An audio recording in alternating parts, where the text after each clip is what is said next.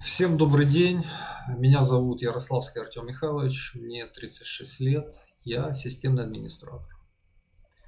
Опыт работы у меня уже системным администратором уже около 10 лет.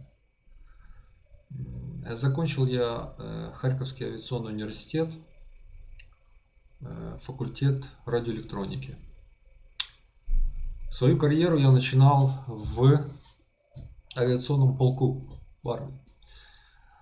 Да, получил я, после института я подписал контракт, и 10 лет я служил в авиационном полку, где получил опыт авиационного радиста. Да, связиста, радиста. Ну, связиста это больше в пехоте, а в авиации радист. Вот.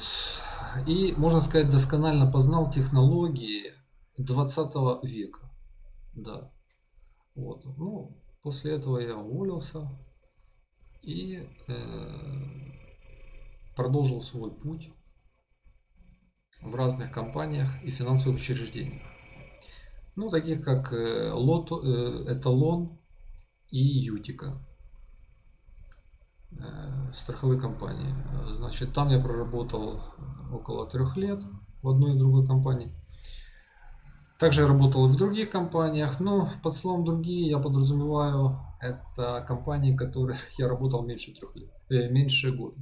Меньше года, потому что, не знаю, то ли не подходил, то ли просто я не нужен был. В общем, опыт работы достаточно большой за 10 лет. Я работал не только в маленьких компаниях, но и на больших предприятиях, ну, таких как, допустим, Узинской мясокомбинат, да, где все компьютеризировано, автоматизировано, где цеха напичканы разной электроникой, где автоклавы в длину по 10 метров и все полностью напичканы электроникой. Вот. Но там есть свои плюсы, свои минусы работы в таких больших производствах. Пик моей карьеры приходится на должность заместителя начальника почтовой связи Укрпочты. Да. Я был зам по техническим вопросам. В подчинении у меня было 4 человека, 4 айтишника. Вот. И в мою компетенцию, в мои задачи входило обеспечить работоспособность Киевской области. Ну, не Киевской области, это громко сказано. Белоцерковского района и ближайших районов. Вот. Бесперебойная работа компьютеров, сетевого оборудования, принтеров и так далее и прочее. Картриджи, заправка картриджей. Вот. Наладки, настройки, открытие новых рабочих мест, ну и прочее, с чем сталкивается айтишник. Что касается моих умений и навыков, ну понятно, что пакетом Microsoft Office я владею достаточно хорошо. Как пример, кстати, могу привести такой случай. Недавно ходил в ЖЭК, заяву надо было написать. Дали ручку и листок бумаги. Это была катастрофа. Пальцы, вот, они не сворачивались, там, не складывались так, как надо, чтобы ручкой там нацарапать что-то. То есть, ну, это ужас. Это, кстати, на заметку родителям, которые дают гаджеты своим детям, и они их не выпускают из рук практически никогда. Ну, просто, ну, не потому, что я там безграмотно не могу написать заяву, а потому что без компьютера уже никуда. То есть все заявы, все пишется на компьютере, и поэтому... Ладно, это маленькое отступление. Что касается программ и приложений, которыми я владею. Ну, зачастую это обычный набор, стандартный, с которым сталкивается любой пользователь, более-менее продвинутый. Ну, вот Visio, например, там Visio, да, там графики какие-то нарисовать, какие-то схемы нарисовать, Photoshop, обработка фотографий. Ну, понятно, куда сейчас без этого. Приходишь на работу, дайте, пожалуйста, фотографии 3 на 4. Ну куда? Ну что, бежать в фотоателье делать фотографии? Ну нет, конечно, Photoshop вам в помощь. CorelDRAW, да, тоже хорошая программка, которая вам поможет нарисовать стенд, например, да, с какой-то стенд, с какой-то интересной тематикой, познавательной, раскрыть какую-то тему, что-то там показать. Вот. Ну, дальше идут программы такие, как Lotus, кстати, очень универсальная программа, очень сложная программа. Это не только почтовый клиент, это база данных сумасшедшая, ну, то есть ее возможности очень велики. 1С администрирование. Я хочу сделать на этом акцент: администрирование, не программирование. Медок, понятно, это бухгалтерские программы, Медок, SAP, Клиентбанк, Торгсофт. Вот. Ну, это все банковские как бы программы, которые помогают бухгалтеру сдать отчет вовремя. А если он не сдаст вовремя отчет, виноват кто? Правильно, айтишник виноват. А почему? Потому что да у меня же не работал, ребят. А он там ходит, носу ковыряется. Что не знаете айтишника наш. Ну, дальше это работа с серверами, Linux, на базе Linux, OpenSUSE версия там какая-то такая вот была интересная. Дальше работа с сервером, с Windows сервером 2008-2013. Разворачивал, администрировал FTP сервер на базе 2008 сервера, да. Windows сервер 2008, правильно. Работа с бот-файлами, ну это такие вспомогательные файлики командные, которые помогают автоматизировать какой-то процесс. Вот. Ну, в основном это бэкапирование, скажем, да. Бэкапирование какой-то важной информации для пользователя. Работа с инструментами Acronis, Semantic JHost, это тоже такая программка интересная. Вот, кстати, она ничем не уступает Acronis. Дальше работа с модемами, да, сетевое оборудование, модемы. Ну что, прошивка D-Link, Zuxel, ZTE, настройка микротика.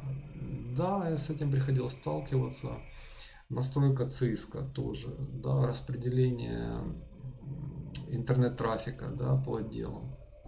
То есть куда же без Cisco? Ну, никуда же. Дальше удаленная оперативная помощь. Да, удаленная оперативная помощь. Ну, там стандартный набор программ. VNC, Radmin, TeamViewer, там AnyDesk и так далее. Прокладка и монтаж локальной сети. Ну да, конечно. Системный администратор и кабельная сеть, как бы, ну конечно, ну как же без этого.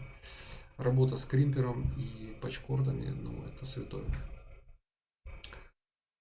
Что касается периферийных устройств, вот тут тоже очень большая линейка обслуживающих аппаратов. Ну, это в первую очередь, конечно, фискальные кассовые аппараты. Это настройка, это их подключение, это привязка к налоговой. Налоговой. Вот. Ну да, МФУшки и прочие старые принтера, конечно, и куда же без них. Тоже да, настройка и обслуживание, и заправка картриджей. Заправка картриджей.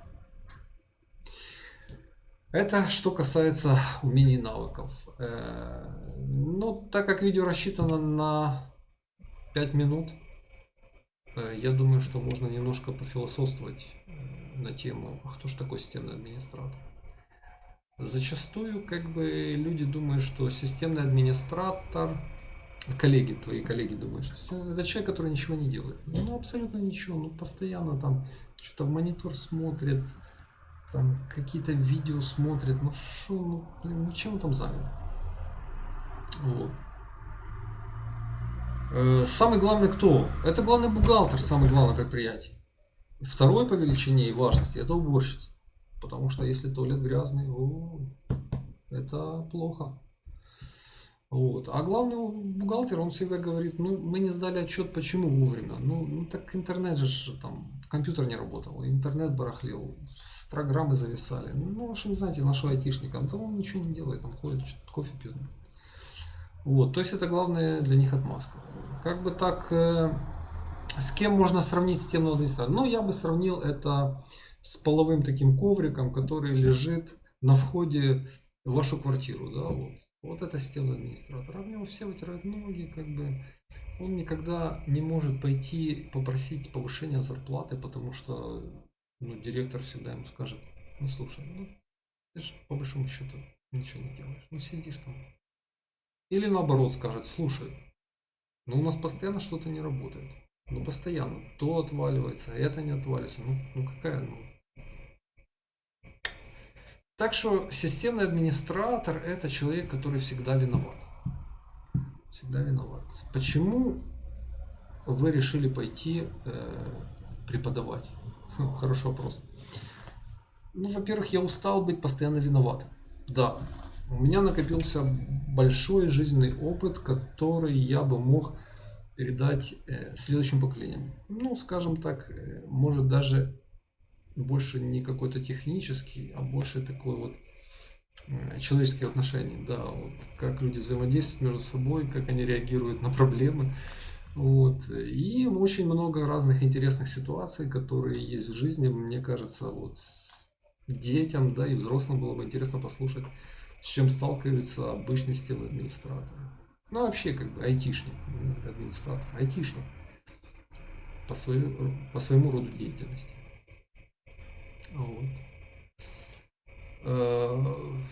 Что еще мне вам сказать? Да я не знаю, что еще сказать. Я вроде бы все рассказал. А, вот вопрос по поводу того, преподавали ли вы раньше. Ага, преподавали раньше. Да, действительно, я занимался преподавательской, если можно так сказать, деятельностью. Ну, в каком плане? Вот на почте, например, у нас были операторы, да, вот они приходили, их набирали.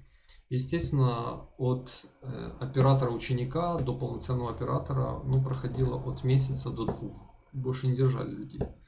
Для того, чтобы их научить. Вот этот процесс был обучением.